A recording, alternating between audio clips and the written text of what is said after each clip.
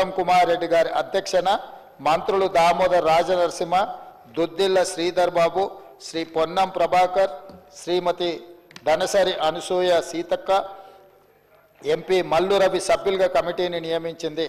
Committee పలు దఫాలుగా సమావేశమై విస్తృత చర్చలు జరిపింది. ఇతర రాష్ట్రాల్లోని ఎస్సీల ఉపకులాల వర్గీకరణ అమలు తీరును అధ్యయనం చేసేందుకు సీనియర్ అధికారుల బృందాన్ని పంజాబ్, హర్యానా, తమిళనాడు రాష్ట్రాలకు పంపించింది.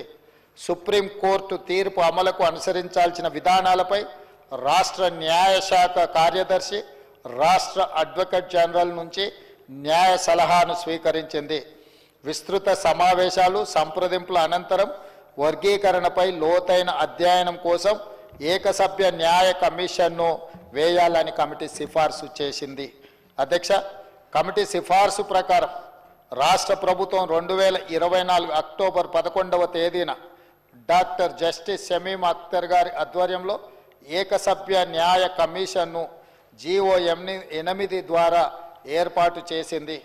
60 రోజుల వ్యవధిలో కమిషన్ తమ నివేదికను అందించాలని అందులో నిర్దేశించింది. గడువులోగా ఈ ప్రక్రియ పూర్తి కానందున 2025 జనవరి 11వ తేదీన మరో 30 రోజుల పాటు ఫిబ్రవరి 10 తారీఖు వరకు ఈ కమిషన్ గడువును ప్రభుత్వం పొడిగించింది. కమిషన్ యొక్క విధి విధానాలు ఈ విధంగా ఉన్నాయి. అధ్యక్ష, తెలంగాణ రాష్ట్రంలోని ఎస్సీ కులాలు, ఉపకులాల హేతుబద్ధమైన వర్గీకరణకు అందుబాటులో ఉన్న జనాభా గణన సమాచారాన్ని పరిగణలోకి తీసుకొని శాస్త్రీయ పద్ధతిలో చేపట్టాలి. ఎస్సీల్లోని వివిధ ఉప సమూహాల మధ్య ఉన్న అంతరాలను గుర్తించేందుకు సమగ్ర అధ్యయనాలు నిర్వహించాలి. రాష్ట్ర ప్రభుత్వ ఉద్యోగ అవకాశాలు, విద్యా సంస్థల్లో ప్రవేశాల్లో తగినంత ప్రాధాన్యత లేకపోవడం దృష్టి పెట్టాలి. ఎస్సీల్లోని ఉప సమూహాల మధ్య సామాజిక, ఆర్థిక, రాజకీయ, విద్యాపరంగా వెనుకబాటుతనానికి సంబంధించి వివిధ కోణాలను పరిశీలించాలి. సుప్రీంకోర్టు తీర్పు ప్రకారం ఎస్సీ కులాల ఉపవర్గీకరణను సమర్థవంతంగా అమలు చేసే విధానాన్ని గుర్తించాలి. రిజర్వేషన్ ప్రయోజనాలను షెడ్యూల్డ్ కులాలలోని వివిధ ఉపసమూహాలకు పంపిణీ చేసేందుకు చేపట్టవలసిన ఇతర చర్యలను సూచించాలి. 2024 నవంబర్ 11వ తేదీన విచారణ కమిషన్ బాధ్యతలు స్వీకరించింది. 13-11-2024న కమిషన్ ఆఫ్ ఎంక్వైరీస్ రూల్స్ 1968లోని 4 సబ్ క్లాస్ 1B కింద నోటిఫికేషన్ జారీ చేసింది. కమిషన్కు అప్పగించిన విధి విధానాల ప్రకారం ప్రజల నుంచి అభిప్రాయాలను స్వీకరించింది.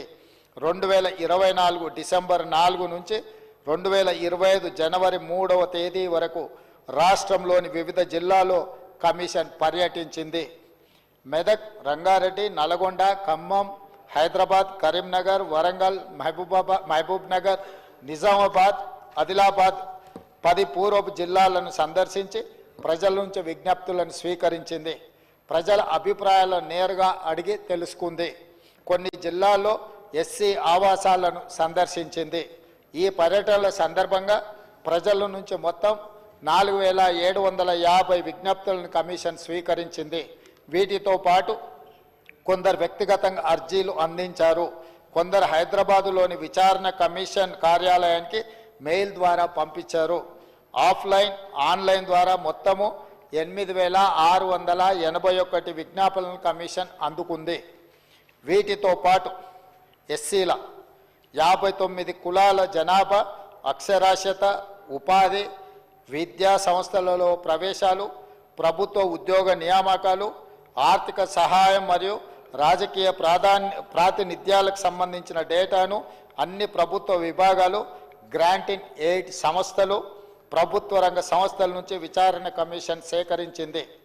వీటన్నిటితో పాటు వివిధ సంస్థలు, సంఘాలు ఇచ్చిన వినతి పత్రాలను, అన్ని విభాగాల నుంచి అందిన సమాచారాన్ని కమిషన్ క్షుణ్ణంగా పరిశీలించి తమ నివేదికను తయారు చేసింది. కేవలం 82 రోజుల వ్యవధిలో ఫిబ్రవరి 3వ తేదీన కమిషన్ తమ నివేదికను ప్రభుత్వానికి సమర్పించింది. కమిషన్ సమర్పించిన 199 పేజీల నివేదికలో ఎస్సీల్లోని 59 కులాలపై వివరణాత్మక చర్చను పొందుపరిచింది.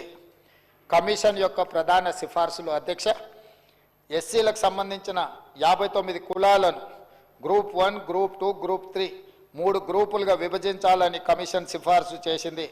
గ్రూపుల వారీగా ఎస్సీ కులాల పూర్తి వివరాలను కింద అనెక్చర్లో పొందుపరచడం జరిగింది. వీటి వివరాలను కూడా నేను చెప్పదలుచుకున్నాను అధ్యక్ష. కేటగిరీ గ్రూప్ 1లో సామాజిక ఆర్థికంగా మరియు విద్యాపరంగా అత్యంత వెనుకబడిన లేదా పట్టించుకొని షెడ్యూల్డ్ కులాల సంఖ్య 15 అధ్యక్ష. జనాభా 3288. ఈ జనాభాకు ఈ అనెక్సర్లో మిగతా డీటెయిల్స్ టేబుల్ చేసిన అధ్యక్ష, సభ్యులందరూ అది చూసుకోవచ్చు. వాళ్ళకు 1% రిజర్వేషన్ ఇచ్చింది అధ్యక్ష. గ్రూప్ 2లో మధ్యస్థంగా లబ్ధి పొందిన షెడ్యూల్డ్ కులాలను 18 ఉపకులాలను ఇందులో చేర్చింది అధ్యక్ష. వీళ్ళు 62.748% ఈ ఎస్సీ కులాలలో ఉన్న పర్సంటేజ్ ఉన్నారు అధ్యక్ష. వీళ్లకు 9% రిజర్వేషన్ ఇచ్చింది అధ్యక్ష. అదేవిధంగా గ్రూప్ 3లో మెరుగైన ప్రయోజనం పొందిన షెడ్యూల్డ్ కులాలు 26 అధ్యక్ష. వీళ్ళు 33.963% పాపులేషన్ ఉన్నారు అధ్యక్ష. వీళ్ళకి 5% ఇచ్చింది అధ్యక్ష. మొత్తము ఎస్సీలలో 59 కులాలు ఉన్నాయి. వాళ్లకు 100% జనాభాలో 15% రిజర్వేషన్ ఇచ్చింది అధ్యక్ష. గ్రూప్ 1 కేటగిరీ కింద వచ్చే 15 కులాలకు 1% ఇచ్చిండ్రు.